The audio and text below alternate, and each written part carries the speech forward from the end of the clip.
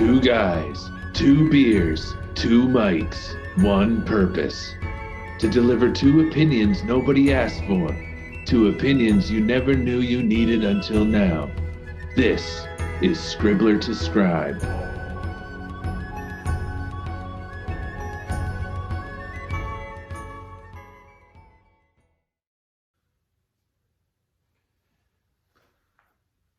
Cheers, right. David. Cheers, Ronnie. Good to see you, bud. Yeah, welcome back. So we are in the, as I was just saying before, I was so rudely interrupted by Ronnie's technical difficulties, which is Take two. pressing the record button. No, I'm just kidding. We're in the Omicron Be Gone edition of Scribbler to Scribe. So, AKA Nomicron. Nomicron. Yeah, we're back in the studio. It's February the 8th today. So Bit of a hiatus for us there, but yep. I guess we needed it. Yeah, so church is back open too, right? So back to services and everything. That's all started at the end of January. Yep. We had a virtual episode there. I don't like that as much. It's good to be back to this. I wanted to get back as quick as we can. So yeah, for sure. Yeah. So maybe before we dig into how we're doing, because we're going to start sipping these beers and I don't want to hold back on that. So I want to introduce what we're drinking this week. Yeah, please do. So we have here it's not golden, it is it's going to be backwards on the screen here, but it's the Gouden Carolus. I'm probably butchering the pronunciation here. So this comes from another Belgian brewery, right? So we drink the abbey brews from back in the Middle Ages. So it comes from a brewery called Hiatus Brewery, which is a Flemish brewery. What is Flemish? It's Belgian, I think. I should know this. So anyway, You're the beer guru. I am. Well, no, but I'm a geography guru. Anyway, it was founded in 1471, and the brewery was acquired in 1872 by Louis van Breedem, who renamed it Het Anchor, which means the anchor. So this is another one that's coming from a good friend of mine's collection. So doesn't drink these as often anymore for health reasons and stuff. So Let's give him a shout out. Yeah, so this is Tim Hamilton. Tim, thank you, good sir. Well, thank you for gifting this to us. They help the channel, and so this one's it's an interesting one. We were just as we opened it, said it has a good bouquet on it. It's got a nice smell, so looking forward to digging in. It is a 9% Tripel. So what did we have the last time? I think we were drinking on the. We didn't even have the big board last time. No, I know. It's hard to say. Well, I can tell you if I look at the screen here. Oh, my glasses are on. I think we had the St. Bernardus last week. And I got a few others from that pack that we'll dig into, but I want to mix it up with something else. So anyway, we'll dig into this. But for now, I mean, to get going, tell me how you're doing. Doing pretty good. As I was saying in our botched take, normally I'm pretty good to hold off my January blahs till February, so I'm kind of right in that zone. Yeah. I don't know if it's seasonal affective disorder or something like that, but just hanging in there like everybody else. A little tired of all this COVID mumbo jumbo like everybody else. So I don't want to complain like I'm different or special in some kind of way, but just hanging in there. Yeah. Good to be back in the booth though with some beers. Yeah, that's true. February is definitely that month, I think, for most Canadians, where winter's feeling at its longest point. It's been kind of warm this week, but it's definitely, I feel it. Yeah, it did get Lumi out.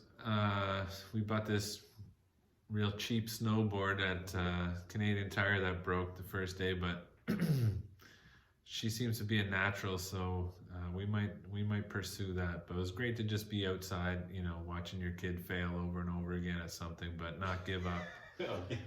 And just stop midway and say not give up. And just love it, So you gotta encourage them. Yes. So looking for a cheap used snowboard, I guess. If you know anybody. No, you can probably find one on Facebook Marketplace. There's lots of that on there. Probably a bit easier with I'd say snowboard than, well, I don't know, for kids, it's hard to say. But we ski, right? And so we've been doing that. And finding boots used is a pain in the butt. And ski boots in particular are very unforgiving, right? So you got to really get the fit right on those. Whereas snowboarding boots are a bit more like our traditional boots, so you have a bit more play there. But you probably should be able to find something on there for cheap. Now it's getting closer to the end of the season, hard to say, right?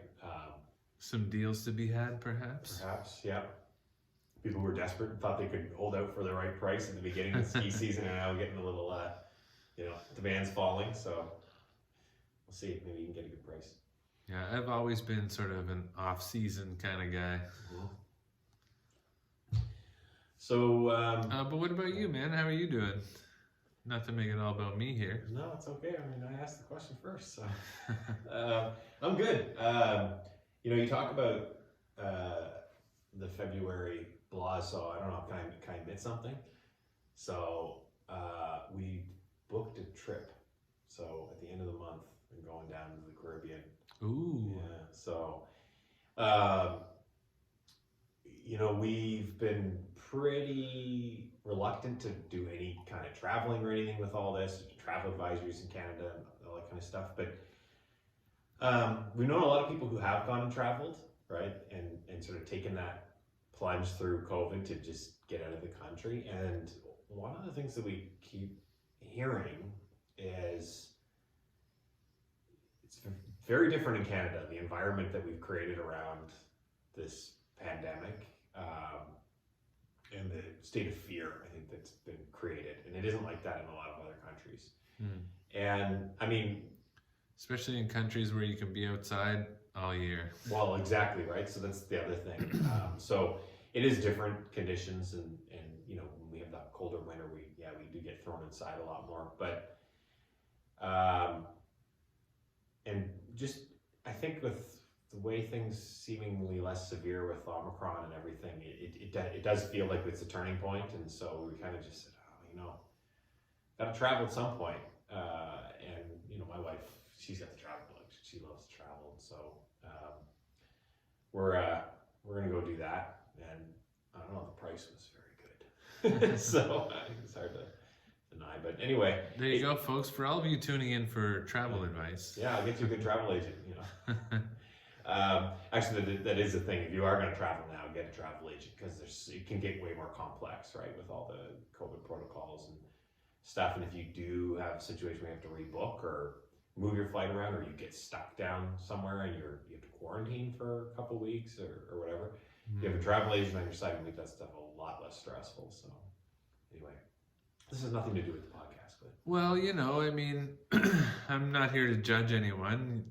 Everyone's got to do what they got to do for their own sanity these days. Yeah. It does feel like we're rounding a corner a little bit this year. I'm generally optimistic about this year. Yeah. If that's what it takes for you guys, then so be it. Yeah, I just bring it up because I feel like in the past there was a little bit of shaming around the idea of travel, but now I don't know, the environment feels different to me. And I tend to be the type of person who gets real anxious. One of the reasons for that is, what do people think about this? What do they think about me? What will that mean for my reputation? All this other stuff, right? And over analyzing, taking a trip because of something it could do to my public image or whatever. I'm not like a big popular politician or something like this, but it's just the calculus of it all. And it felt like that, especially in the early goings. And all the David Donaldson fans, what do they think? I know, right? Yeah, who is that guy? Why my book? I should bring that in to plug it each episode. But yeah, it would feel weird. Hey, I don't mind. Yeah, maybe I do though. So that, but I think now it doesn't feel that way. It feels like it's people are like, yeah, do it. It seems to be more of what I'm hearing. It is my own bubble of people, I guess, but. Well, at least you're not storming the Capitol. This is true. Yeah, you want to weigh in on that? I'm curious to hear what you think of this whole freedom convoy in Ottawa. Keep it PG. You really want to get into that? I don't know. It's true. I was thinking about it. I'm like, do we want to talk about this tonight? Because it's if that's the episode, then so be it. But yeah, I don't know how much it has to do with the message we're trying to spread with Scribbler to Scribe, but so maybe we can just Scribbler to riots. Scribbler to riots, yes. It's a complicated issue. It's a bit too emotional still, I think. Yeah. We're not going to be able to get some measure of arm's length on that one right now while we're in the thick of it. Yeah. Well, we've been thinking about the way we structure episodes here too, right? And so,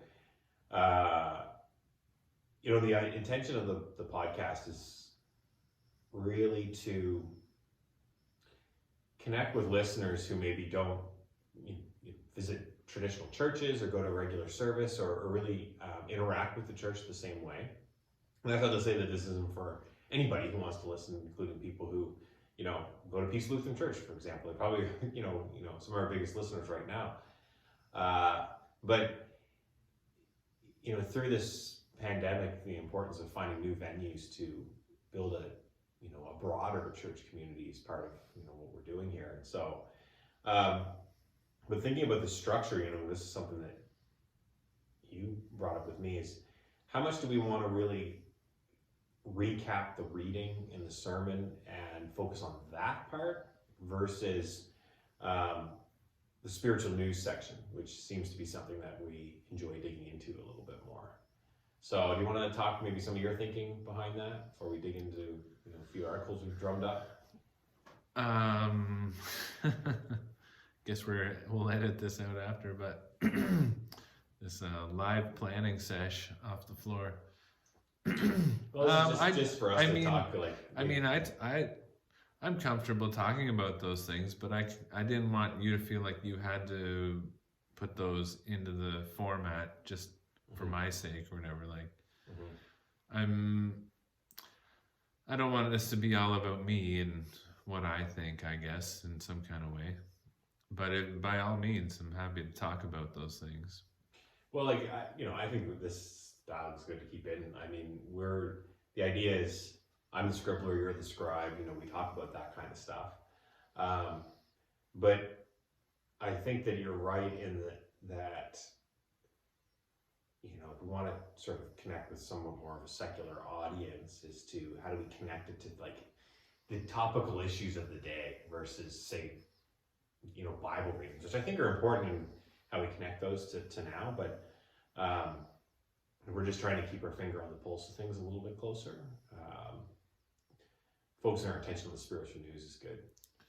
Yeah, and we can have a little fun with it too in a way that you can't always, maybe with like a sermon and a reading, I suppose. But yeah.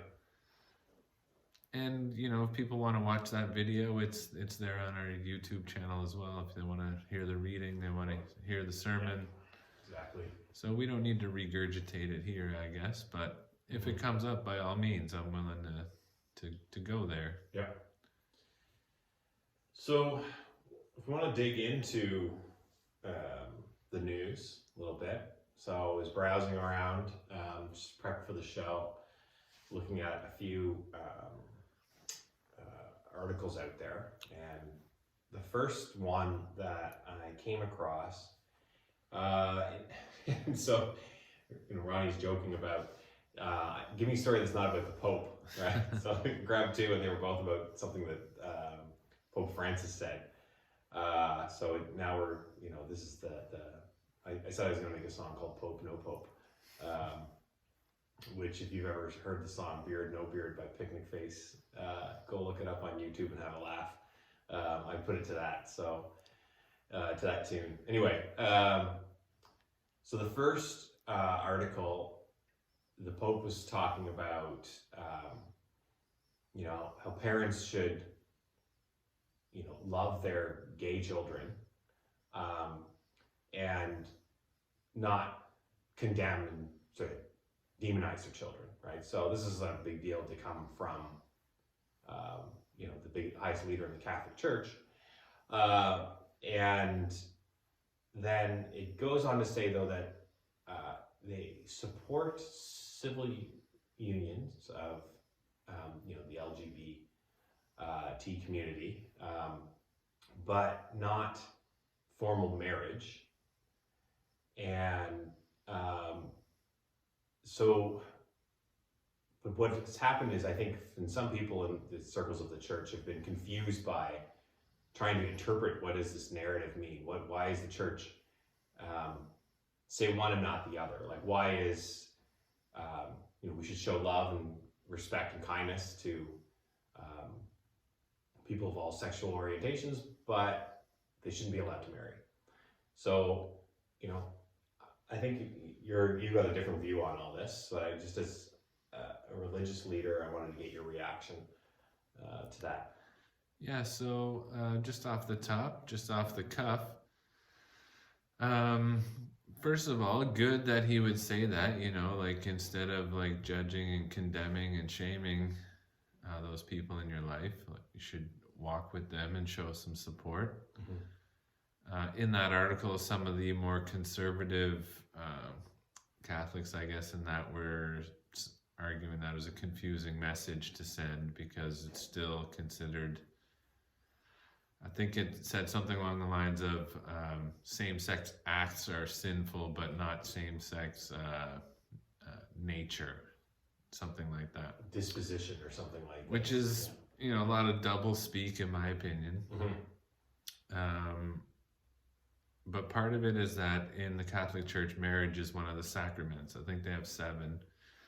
In our church, we only have 2, baptism and communion. And so marriage is not even a religious act per se. I mean, it's traditionally, customarily been that, people want to get married in the church and have a pastor do it and all that kind of stuff. But it's still a civic area of responsibility, ultimately. And not a lot of people know that in our church, I guess, which is kind of odd, because this issue has sort of blown up at times over the years.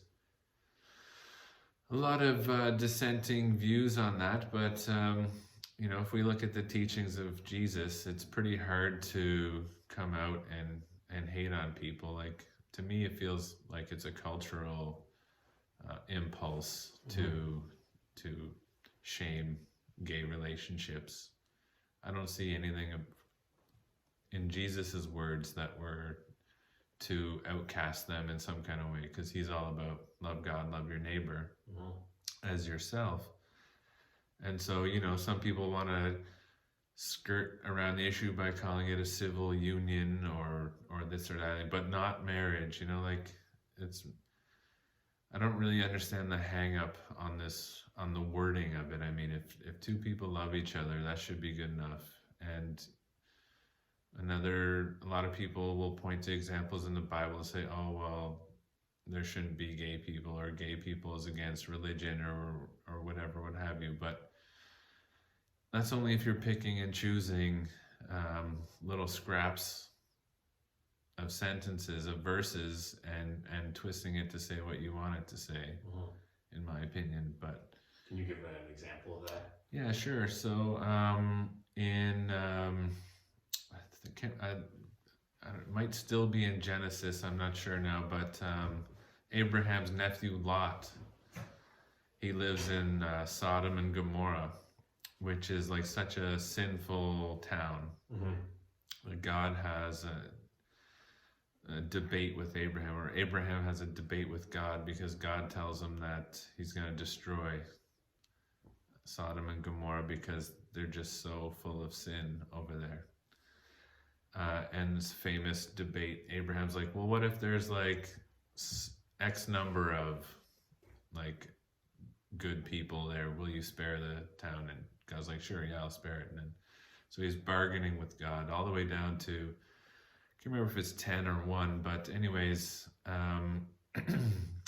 so there's this haggling that Abraham does with God, because he's trying to spare his son, who he knows is a righteous person. And so God sends, I guess, these angels, quote unquote angels, messengers of God, go to tell Lot that he needs to get out, basically. And I'm paraphrasing here on the spot. Don't kill me in the reviews, everybody. I'm just spitballing. Be kind in the comments. But and so these two angels go to Lot's house, and the crowds hear about it, and they go to Lot's house, and they're like, this angry mob shows up at the door, and they're like, you know, like, send those two guys out so that we can know them. And a lot of people interpret that, the way they say it, to know them as like to have sex with them. And, you know, bit of a stretch in my opinion, but in any case, it speaks to like the sinfulness of the people in that area, I guess. Mm-hmm. And Lot refuses, and there's all kinds of stuff going on there. But people point to that text and say, see, you know, being gay is a sin or whatever. But to me, that's just reading your own stuff into it, in my opinion. And there's a lot of examples like that. You can make the Bible say whatever you want it to say, but try to find something like that in what Jesus says, and you're going to have a tough time hating on gay people, I find. So maybe I'm mistaken in this theory, I guess, about the New Testament versus the Old Testament. With the coming of Jesus, to what extent was that renouncing some of the things that were in the Old Testament? Well, the Old Testament is a series of God trying to throw people a bone and people screwing it up, kind of. So God gives them a chance, and they lose their way over and over again. And Jesus has a famous line. He says, I didn't come to abolish scripture, I came to fulfill it. So that's really important. Not that we just wipe it all away, because it's nothing now, because Jesus is here, but there's a connection there. And a lot of what Jesus was on about was the fact that the people in his time had lost their way. They lost sight of what was important in the Bible. They lost sight of God's teachings. They had made, a mockery of the temple. It was basically just a glorified farmer's market where people were getting raked over the coals, financially, religiously, and things like this. So in a lot of ways, he's just saying, hey, you guys lost the point here. You lost the plot. Let's get back to the basics, which is love God and love your neighbor as yourself. So he says something like, someone asks him, what's the greatest commandment? Love God with your heart and your soul and your mind. And a second, he then adds, and a second is like it, love your neighbor as yourself. And so if you look at the 10 Commandments, that's about as succinct of a summary as you're going to get. Because first it's like, I am God, that have no other gods but God. And the rest are how you treat your neighbors. But in the epistles too, there are other examples that are pretty harsh, and a lot of it's cultural. But don't quote me where it is. But there's one in particular that talks about lists a whole bunch of different sins, and but they were speaking into a culture where grooming of boys, like basically. Like boys were getting molested and all kinds of things happening to them. Pedophilia or whatever was sort of rampant. So they're talking into that kind of setting. Okay. They're not there saying, gay people are evil and can't love and God hates them and whatever, and we should hate them too, and all this crazy stuff. So people got to look at the context of the situation, because can't just take the words, pull a verse out of scripture and just do whatever you want with it. You really have to be very careful about how you read these sacred texts, because there's a whole lot more going on than people realize. Yeah, I mean that's a shame too, because then it creates a caricature of the Bible and what it is because of those things, and you get this sort of situation where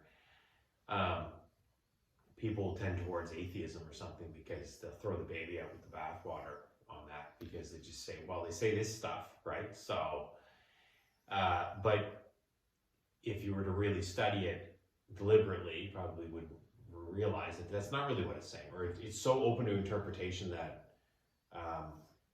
you can't be certain. I think that what's refreshing about the New Testament and what Jesus teaches is that it's just a lot easier to grasp. I think the message is just more straightforward and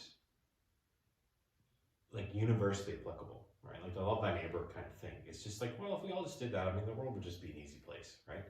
But it isn't always easy to love your neighbor.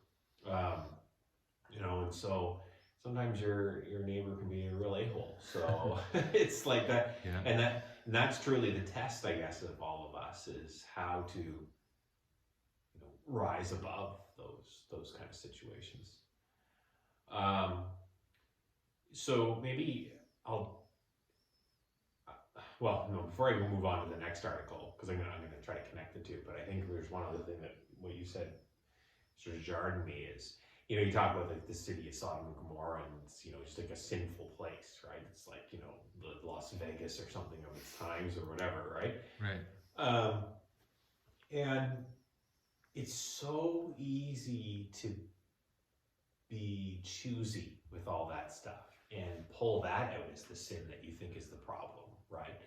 And it's like, who knows what manner of debauchery was going on there? All manner of debauchery, basically. Yeah, and you know, so you can interpret every way you want, and these things, they're like a snowball, right? Like they gather snow as they roll downhill, and so they just pick up some momentum that we need to eliminate, right? Like you get rid of the momentum of it. And I think that we're definitely, in the religious community in general, a lot more open-minded about this than in the past.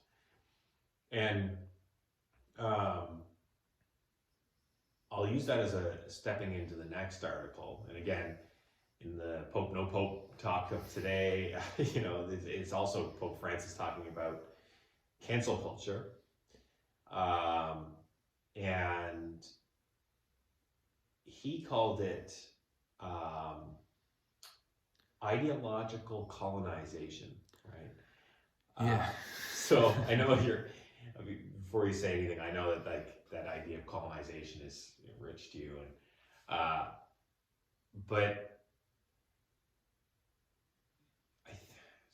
so where was I going with this? I'm losing my train of thought here, trying to pick the dots on this. So I'm going to turn it over to you. You can talk about that ideological colonization idea. I'll pull it back. Sure. Well, before I jump into that, I will just say you have to remember a lot of Old Testament writings were oral stories that were handed down since who knows when, before they were ever written down. So many of these are just ancient stories, and we have to take it with a grain of salt. And a lot of times the God in the Bible that we hear about in the Old Testament sounds an awful lot like people. So we call that Anthropocentric God, a God who looks like us, talks like us, walks like us. But when Jesus comes, he gives us a totally different image of who God is. And that's what's so revolutionary about it. It's pretty much the opposite of us in some kind of way. Like always defies our expectations. And so there's this tribalism that sort of often speaks in the older texts. Not that it's bad or good or better or worse or whatever, and not to condemn that, because it's very important. Like you have to know where you came from to understand where you are and where you're going and those things. And there's a lot of beautiful texts in the Old Testament, First Testament, Hebrew Scripture, whatever you want to call it. But what you'll also find, skip into the next one, the Pope talked about ideological colonization, which I thought was quite rich given the Church's history of colonization. But when you're colonizing, you always have to identify a minority that the majority can attack and pick on and exclude and all of those things, And so, like, we just talked about gay people. Well, they've always, forever and a day, been an easy target because it's a small minority. It's easy to rally the majority around hate for that very small group, and it's like minimal impact.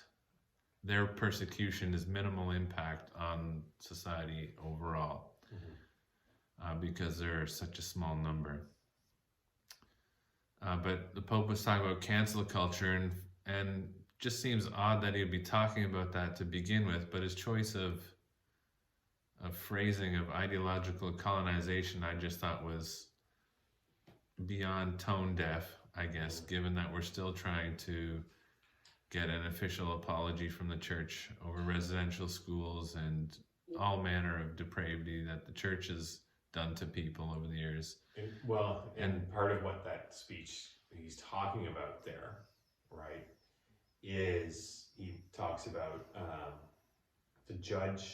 don't judge our history, or judge our history by the conditions of the time in which the historical figures did what they did, and not by the conditions in which exist today. Right, which is another contradiction on the gay marriage issue, because if you're going to use Sodom and Gomorrah as your example, we're talking about like 3,000-4,000 years ago, judge it on that. Don't drag it into today and use it as a hammer to beat people with it. Yeah.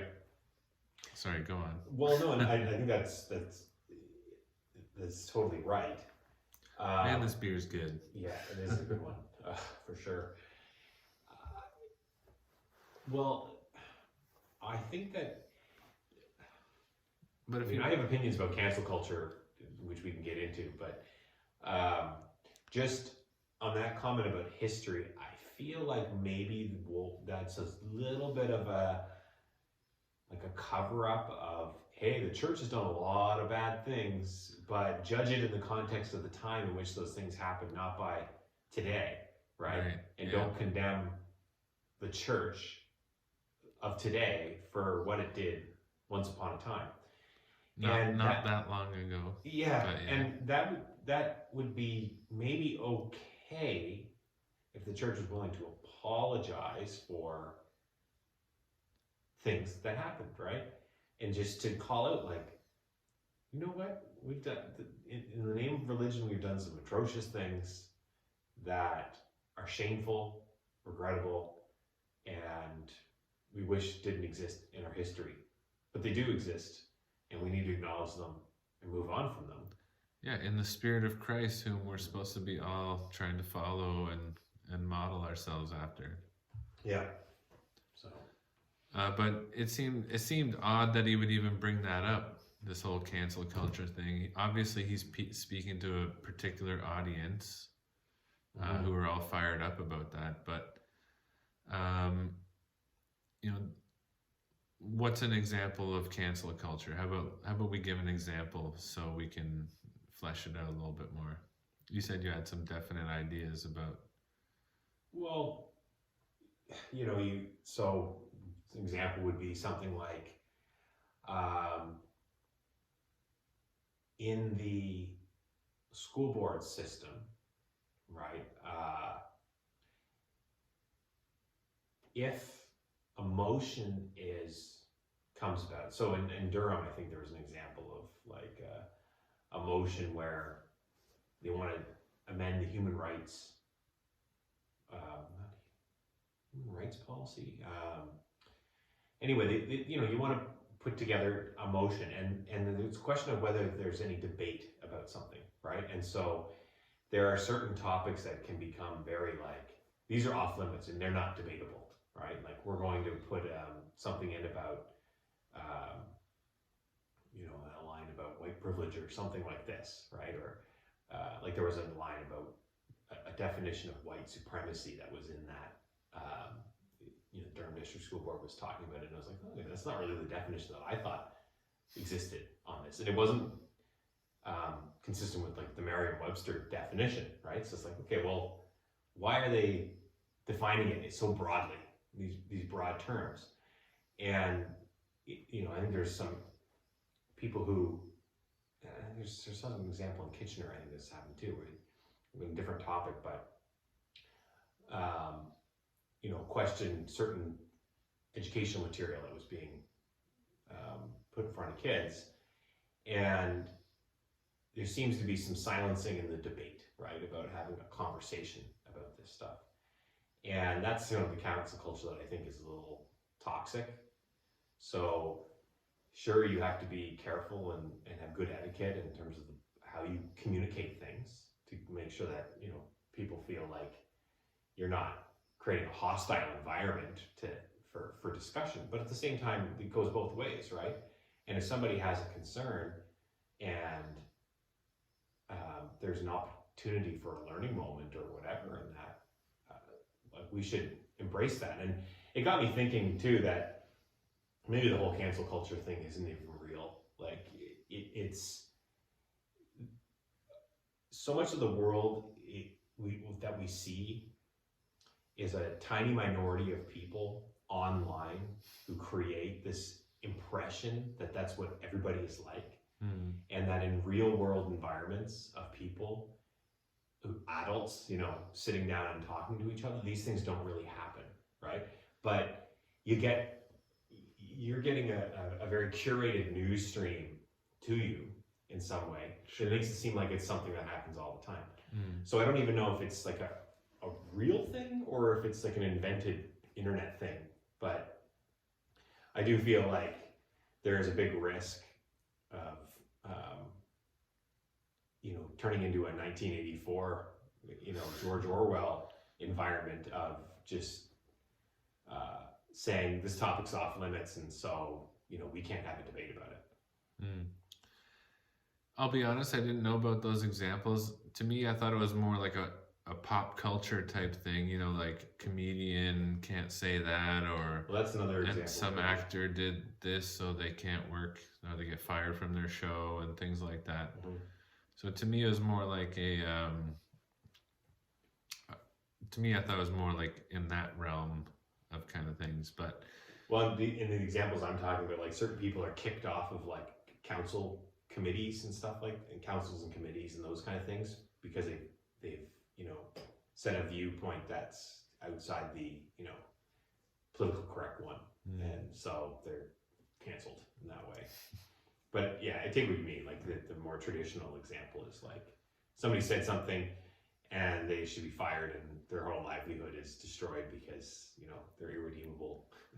Yeah, even the term cancel culture, that's a very dog whistle politics kind of phrase.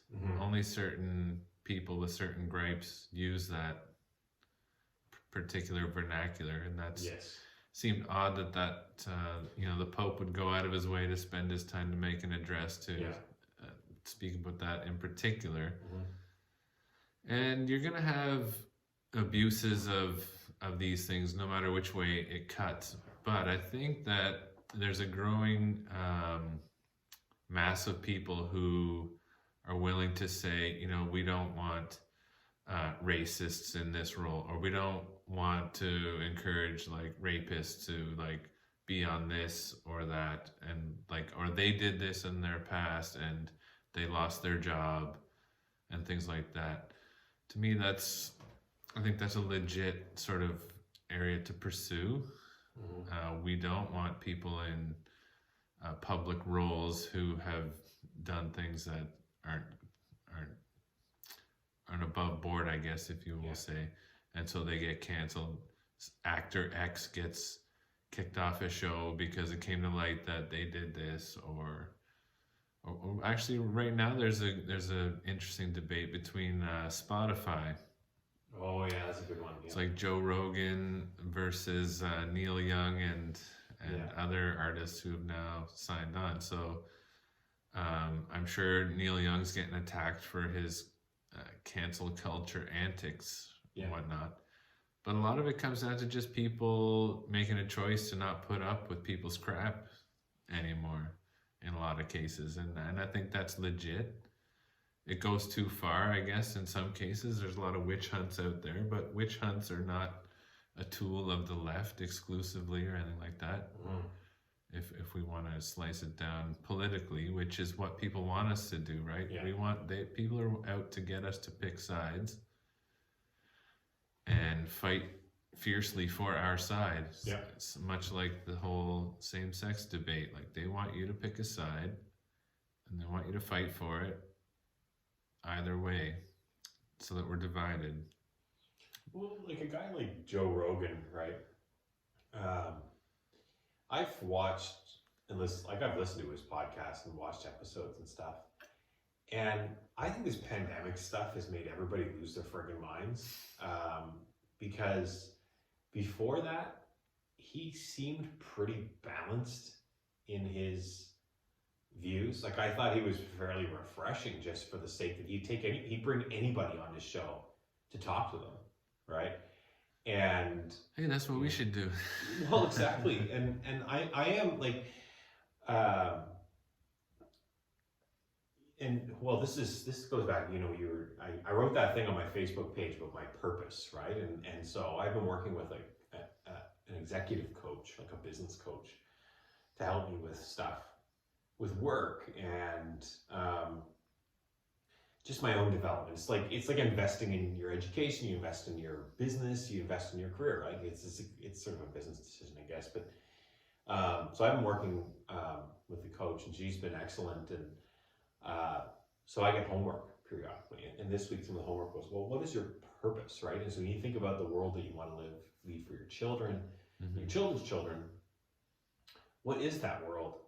And you're trying to bring it back to who you are as like a person, or your character, or whatever. But to connect to what we're talking about is, I feel like the point of what we're doing here and everything that I try to impact is to build a world where people stop being like allowing their beliefs to be who they are, right? Like, I am my beliefs, and therefore my beliefs cannot change, because if my beliefs change, then my character crumbles. Who am I? I have no identity then. Right. So my identity is my beliefs. And when we get into that environment, that means that we've given up on knowledge, on evidence, on learning, growth, understanding. And that means that we get so stuck on anchoring on these beliefs that we are not open-minded anymore. And a closed-minded world is a world that can't grow and can't develop and move forward. And I feel that on both sides of the political spectrum, that we've grown very closed-minded in a lot of our beliefs. And so my purpose, I think, if we do anything in this world, is to encourage people to have empathy and put themselves in other people's shoes. And that goes for both ways, right? So people on the left need to put themselves in the shoes of the people in the Freedom Convoy sitting there in the middle of Ottawa. Like, why are they doing this, right? That they want to go and occupy an entire city and blare their horns and all this stuff. And it's totally obnoxious, right? There's people putting swastikas on Canadian flags, and there's a whole bunch of horrible stuff going on in there. But there's something behind it, right? There is a human element that we need to understand of why people felt the need to do that. And rather than complain about it all the time, I think there's something to be said for taking the time away to understand people's motivations, whether you agree with them or not, right? And the flip goes the other way, right? That when you think about somebody who is fighting for like transgender rights, you can have any opinion you want about whether or not that you agree with it. You have to just say, well, what if I had a transgender child? Or what if I was transgender, or whatever, and try to get into that headspace and just ask yourself, like, how would I want to be treated, right? And that goes right back to what Jesus is saying and everything. So, I think that cancel culture is a bit toxic in the sense that it creates a very polarizing, divisive, non-discussion environment. I do think people should be held accountable, though, and take ownership for being a crappy person. So like that, there's nothing wrong with that. Actions have consequences. But I think that there also needs to be room for people to be forgiven if they make mistakes and learn and grow. And that's something that seems to be a little bit lost right now. It seems a bit too much like retribution more than anything else. Sure. So it sometimes gets into doing the same thing that you're complaining other people are doing. But quote unquote cancel culture comes from something too, right? It's a reaction to, sexism, racism, gay bashing, whatever. So there's a reason why it's come out. But you're right, we need to appreciate the nuances and also call it out when it goes too far and becomes what it fought against, because human history is riddled with protests and revolutions, but more often than not, people end up becoming what they fought against. And we have to be on guard for that too. And there's no justifying swastikas in this day and age. I mean, if you're out protesting, you see that and you're like, oh well, I mean, that's just, you should be canceled. I'm sorry, but that's just not good enough. Today. Really, like these things, like the pendulum swings hard the other direction if things get stretched too far. Right, so you get one extreme to the other, or in Hegelian, what's that word? Dialectics? I think so. Something like that. So you have thesis, antithesis, and eventually you have synthesis, and something new happens. And that's another thing. Human history is riddled with one extreme to the next, and then something new happens, and then lather, rinse, repeat, I guess. But these are very polarizing times, and so it's important for us to not get swept up in that and to try to dig into the nuance of these things. Like you said, like, do I think everybody who went to Ottawa is a Nazi? No, I don't think that. But there's definitely something about that whole movement, this occupying the nation's capital, that is troubling for quite a lot of people. And it looks like, they're holding other people hostage. They're crying freedom while they hold other people hostage in their own homes. And it seems like the irony is lost on them there. But I do think that there's a sort of critical mass of discontent and disagreement in the country, especially around pandemic handling. And I think some of that is legit. Like when in the initial thrust of the moment, a group of truckers said, hey, we disagree with this particular policy and we're going to drive to Ottawa and protest it. Unfortunately, along the way, that message got lost because everybody who had a beef latched onto it and took it over. And so it's silly to even say, oh, the truckers, right? Like, truckers are forever smeared now because of this. But there's very few truckers there. It's a whole bunch of other people latched onto this movement. And, it's still referred to as a trucker convoy. But this is why we have to be so careful with the words that we choose. Because that's not what it is anymore. It may have started off as that in the first maybe 3 days of the whole thing, but it's become something altogether different now. And unfortunately, there is a lot of hate rhetoric in the mix there, and we should be calling that out. We should reject that in its form, especially when it's in the public space like that. Do I think all those people are bad? No. Do I think that government policies along the way have been confusing and created discontent? I do think that.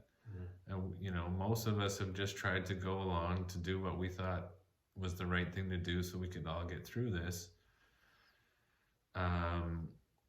But we're all just as frustrated with the lockdowns and the restrictions and things like that. But that doesn't give us the right to then go out and,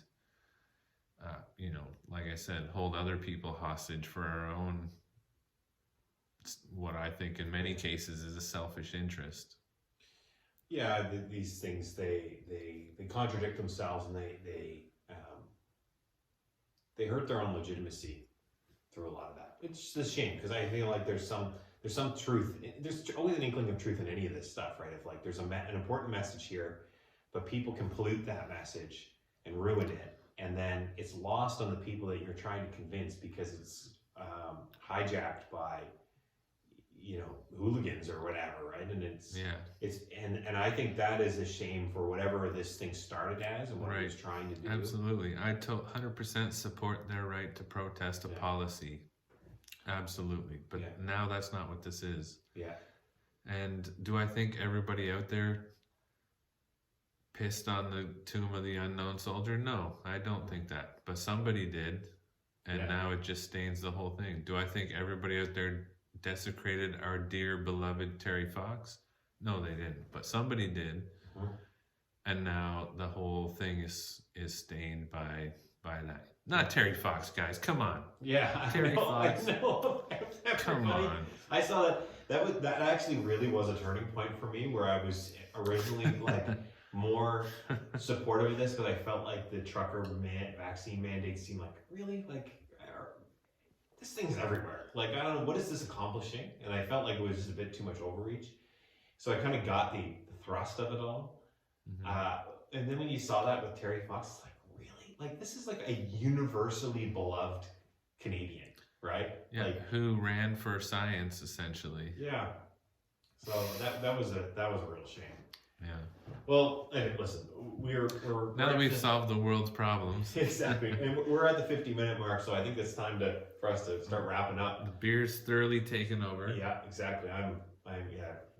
We gotta rate this angry, puppy. So we know the beer's at an end. I also got to give a shout out to your shirt before we go, because it's the official Scribbler to Shred shirt. Yeah, it's the podcast shirt now. So he's not allowed to wear anything else, and you're not allowed to wash it in between.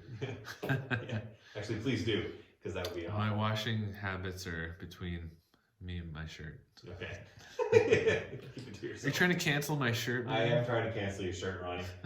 Listen, you've worn it too many times. All right, so today we have the Gouden Carolus. Exactly. Chapelle. So I'm going to just call it the Carolus, because I don't have enough room on this thing. Yep. So for Ronnie, we need a rating. Well, the bouquet was very lovely off the top, must say. As soon as we started pouring it, I was like, I really want to drink this beer. So kudos for that. The color was really nice. I mean, you can't really see now. It's a bit on the paler side than my ideal copper, but it was close enough that I'm not going to hold it against it. Okay. The bottle is very sleek. I really enjoyed it. At no point was I disappointed with it. Yeah. So I guess I have to give it a solid 8, probably. Right. 8.0. 8.0 for Ronnie. Now I can finish it, now that my diatribe is over. Your diatribe, yeah. Jeez, would you be quiet? Okay, so I'm going to take us over here to the board. To the big board. As you can see, now this is going to be backwards, isn't it? So do we need more light for this section? Yeah, so we might need to, I need to flip the camera too. Yeah, we can fix that later. Yeah, you can flip it around later? Okay, so listen. So far in our beer journey, other 8s has been the Rochefort, which was the Rochefort 8, actually, has been an 8. Chimay Blue is 8.1, so Chimay Blue is at the top. So Ronnie is putting the Carolus right in the same ballpark as the rest of this stuff. Well, I'm running out of room here, so I'm gonna put this guy here. Actually, the Rochefort 8 was at 8.5, I think. That's why it's sort of in the middle there. Okay. Wasn't it? Well, we're gonna say that. Okay, I gotta choose something here. What's it gonna be, Dave? Definitely, it hadn't been better than these ones. I don't remember the Castile. It's not a Chimay Blue for me. I feel like the difference. like we keep talking about this. We came back to the Rochefort, and I'm not sure what I would actually rate it, but it's got to be lower than this. I think it's somewhere falling in this like 7.5 territory for me. All right, pin it up. Which is quite good. We've got quite clustering here, right? We haven't had anything that's been truly bad. Next season we'll need a cartographer to do this up for us. This is true, Armin. Look at this. This is awful. Martin Luther would not approve of these labels. So, all right. Well, should we sit back down yes. and sign off? Let's sign off.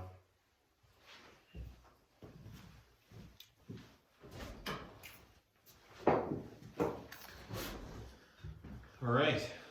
So, clocking in 55 minutes here. But that's Got to give the people, yeah, give the people what they want. That's right. Mm-mm. Well, And if you stayed in all the way for that, yeah. cheers. We apologize, Steve. So, no, it's been a pleasure as always, Ronnie. Appreciate it very much. You too. Thank you. Excited to see where our episodes take us for the rest of the season, and you know, we're starting to get like roll them out live too. So we've been recording a lot, but haven't gotten everything out into the universe. So now we're back at that. So first episode dropped. I'm gonna put another episode out tomorrow, which will be the second episode of the season. So Which will be my cue to edit the third one. yes, get her done. I want to get it out every Wednesday. That's the idea. Which All right. Tune in every Wednesday for Scribbler to Scribe. I gotta put a reminder on my phone for that because I am gonna forget. Yeah, now that we've committed. Yeah. All right. Well, I am David Wishart. So, Ronnie Smith, why don't you take us out with a prayer? All right, let us pray. Gracious God, we're so grateful for this glorious day you've granted us. May we not take it for granted. So grateful for David and his family for letting him come out and do this. So grateful for the brewers who brewed these beers, and for you listeners as well. In your name we pray. Amen. Amen. Thanks, David. Thank you very much. Till next time. Well, that was delightfully mediocre. At least the beer was good. For more Dave and Ronnie, don't forget to subscribe wherever you get your content. And if you made it this far, you're morally obligated to donate to Peace Lutheran Church at the link in the description. Pastor Ronnie Smith, I'm DW. Peace be with you.